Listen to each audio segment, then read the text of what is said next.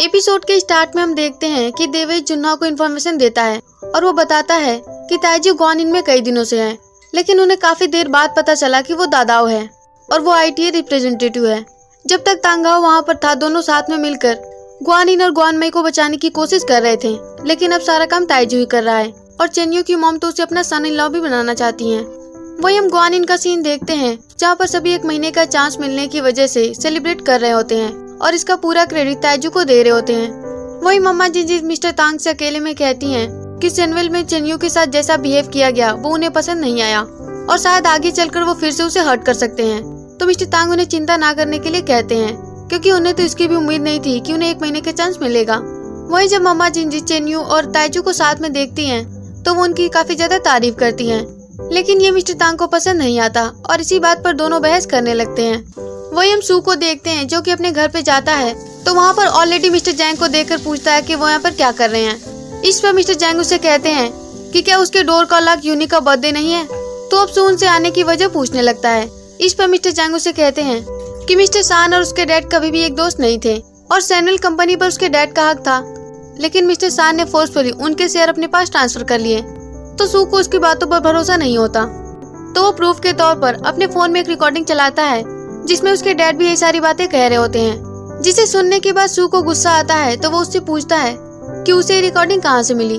तो मिस्टर जैंग उसे बताते हैं कि उसके डैड के सेफ बॉक्स से, जिसके बाद सू से पूछता है कि उसे पता है कि उनका मकसद क्या है, वो जुन्हा को उसकी कंपनी से निकालना चाहते हैं। तो मिस्टर जैंग उसे कहते हैं कि हाँ वो यही चाहते हैं और इस बात से डिनाई नहीं करेंगे, क्योंकि जब जुन्हा नहीं था तब उन्होंने इस कंपनी को काफी अच्छी तरीके से संभाला और आज उनकी वजह से ही कंपनी यहाँ पर खड़ी है।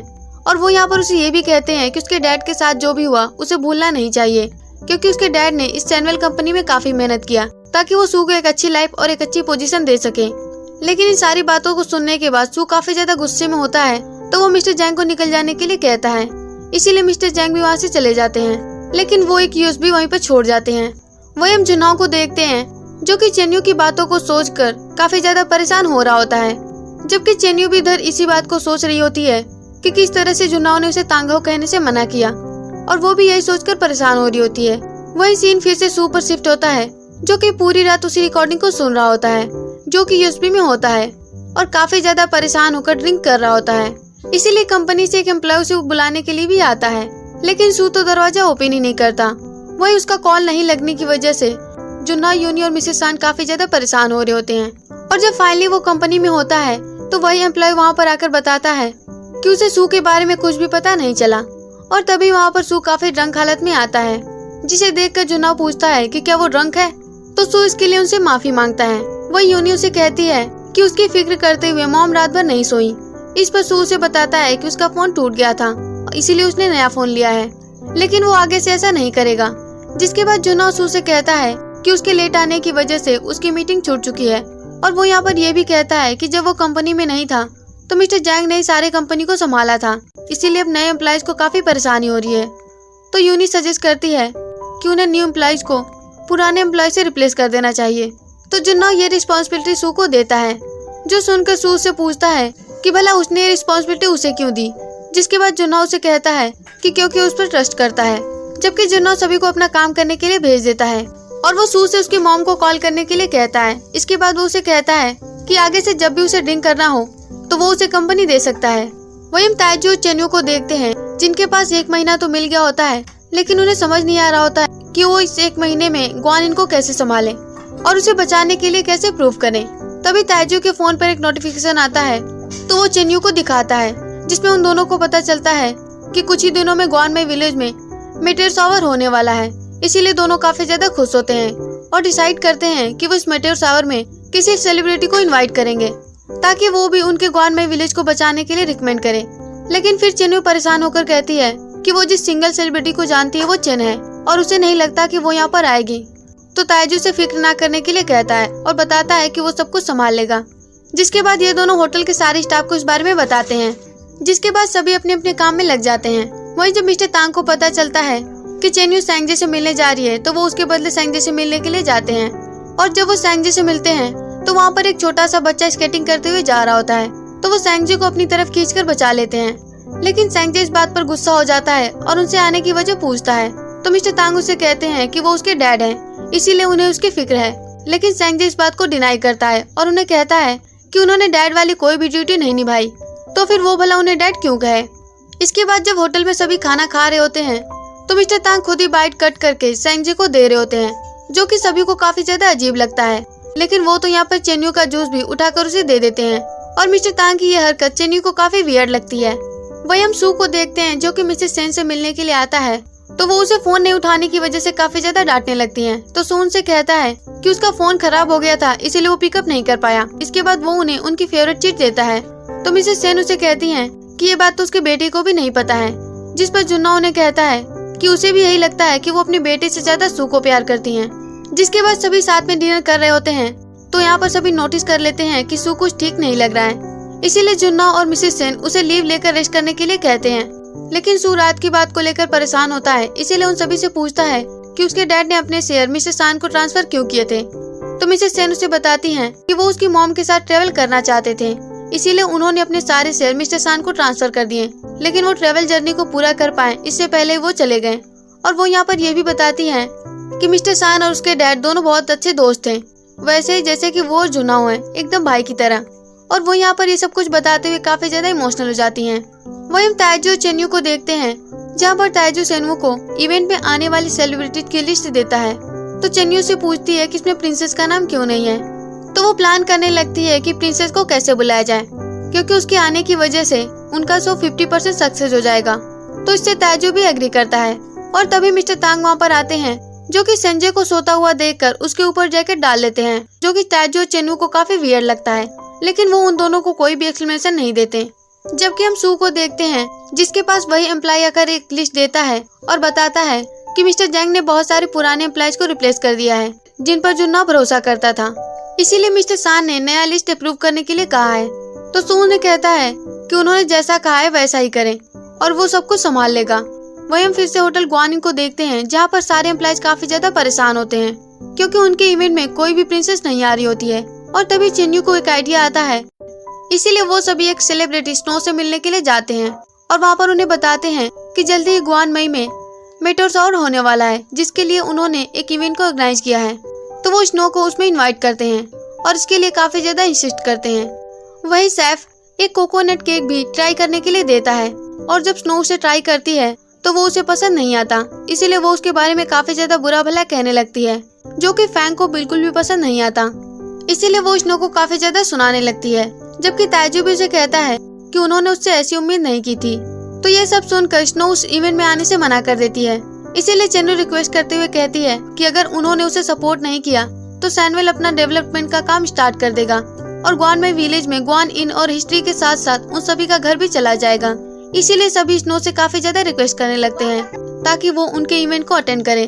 तो फाइनली स्नो भी मान जाती है। वही हम मामा जिंजी को देखते हैं, जिन्हें कि मिस्टर तांग के पॉकेट से सेंगजे की फोटो मिलती है, इसीलिए वो तुरंत होटल ग्वानिन आती हैं, जहाँ पर ताइजू और चेन्नू अपना काम कर रहे होते हैं। वही मामा जिंजी चिल्लाकर मिस्टर तांग को बुलाने लगती हैं और वो उनके आने पर उन्हें कहती हैं कि अब उन्हें पता चल गया है कि वो सेंगजे की इतनी केयर क्यों कर रहे थे। वो यहाँ पर वो फोटो दिखाती हैं तो मिस्टर तांग उससे फोटो लेने की कोशिश करने लगते हैं और इसी बीच में दोनों बहस करने लगते हैं। तो चेन्नू उन्हें शांत कराते हुए कहती है कि वो अभी यहाँ पर काम कर रहे हैं, इसलिए वो शांति रखें। लेकिन वो दोनों तो फिर से बहस करने लगते हैं, जिस वजह से होटल के सारे एम्प्लॉयज वहाँ पर आ जाते हैं और वो उन्हें शांत कराने की कोशिश करने लगते हैं। जहाँ हमें ये पता चलता है कि उस फोटो में वो बच्चा सेंगजे है और उसके साथ जो एक कपल है वो उसके ग्रैंडमा और ग्रैंडपा हैं और इसी बात को लेकर सभी झगड़ रहे होते हैं। तो मिस्टर तांग सारे एम्प्लॉयज को अंदर भेज देते हैं। वहीं चेन्यू उन दोनों को कहती है कि उन्होंने अपनी आधी जिंदगी तो लड़ाई करते हुए बिता दी, इसीलिए अब उन्हें एक दूसरे से लड़ना नहीं चाहिए, क्योंकि वो जानती है कि वो दोनों एक दूसरे से प्यार करते हैं। तो एटलीस्ट अब संजय के लिए उन्हें अच्छे से रहना चाहिए। तो मिस्टर तांग को भी रियलाइज होता है, तो वो मामा जिंजी से माफी मांगते हैं, लेकिन मामा जिंजी नाराज होती हैं, इसलिए वो वहाँ से चली जाती हैं। तो मिस्टर तांग उनके पीछे जाकर उन्हें मनाने का काफी ट्राई करते हैं, लेकिन मामा जिंजी तो मानती नहीं और वो उन्हें कहती हैं कि अब उन्हें और संजय को उनकी जरूरत नहीं है। तो मिस्टर तांग हाथ जोड़कर भीख मांगते हुए कहते हैं कि वो उन दोनों को अपनी लाइफ में वापस लाना चाहते हैं और अब वो लड़ाई नहीं करेंगे बल्कि उनका अच्छे से ख्याल रखेंगे। तो मामा जिंजी भी उन्हें चांस दे देती हैं, जो सुनकर मिस्टर तांग तो काफी ज्यादा खुश होते हैं। वही हम चेन्यू को देखते हैं, जिसने कि जुनाओ के लिए एक लेटर लिखा था, जिसे देखकर ताइजू को बिल्कुल भी अच्छा नहीं लगता। वहीं चेन्यू उस लेटर को लेकर सैनवेल कंपनी जाती है लेकिन सिक्योरिटी गार्ड उसे अंदर नहीं जाने देता। और तभी वहाँ पर देवी आता है तो चेन्नू से जुन्ना के बारे में पूछती है। इस पर देवी उसे कहता है कि वो अंदर नहीं है। तो चेन्नू उसे बताती है कि वो तो जुन्ना को इनविटेशन देने के लिए आई है।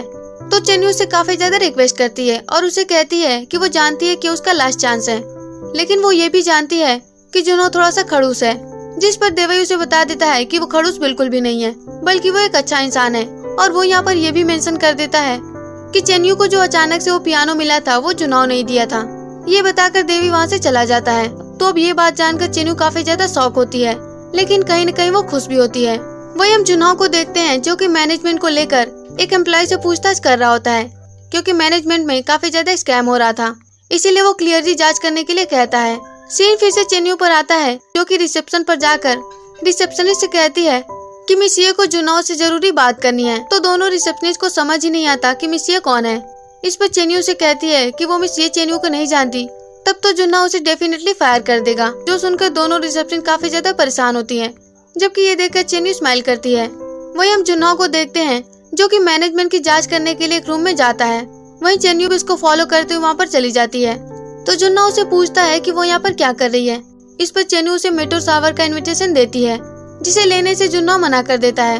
तो चेन्नू उसे कार्ड देने का काफी ज्यादा इंसिस्ट करती है, लेकिन जुन्ना तो लेता ही नहीं। इसीलिए वो मौका देखकर उसके पॉकेट में डाल लेती है। तो जुन्ना उसे निकाल लेता है। वहीं एक एम्प्लॉय वहाँ पर आता है और जिस रूम में वो दोनों होते हैं उसे लॉक करके चला जाता है, जो देखकर चेन्नू काफी ज्यादा पैनिक हो जाती है और वो चिल्लाकर बुलाने लगती है।